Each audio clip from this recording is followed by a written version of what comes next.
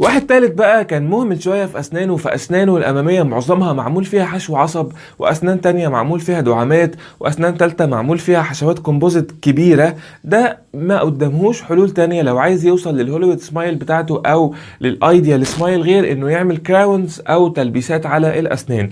الأسنان اوريدي أصلا ضعيفة ومعمول فيها حشوات وشغل كتير جدا، فمنهكة تماما. وبالتالي الكراون في الحالة ديت بغض النظر عن شكله اللي هيبقى جميل لو عمله من الزيركونيوم او المالتي لاير زيركونيوم او الايماكس، حتى الانواع دي بالتحديد هي اللي بتديك الشكل الجميل في الكراونز. فالمقصد في النقطة ديت ان الناس اللي عندهم مشاكل كبيرة في الاسنان ساعات بيكون ان الكراون بالنسبة لهم علاج طبعا مش تجميل. فمفيش مانع ان احنا نعالج بان احنا نعمل كراون علشان نحافظ على السنه نفسها وعلى الجزء البسيط اللي فاضل في السنه، وفي نفس الوقت طالما كده كده هنعمل كراونز نوصل لنتيجه جميله وشكل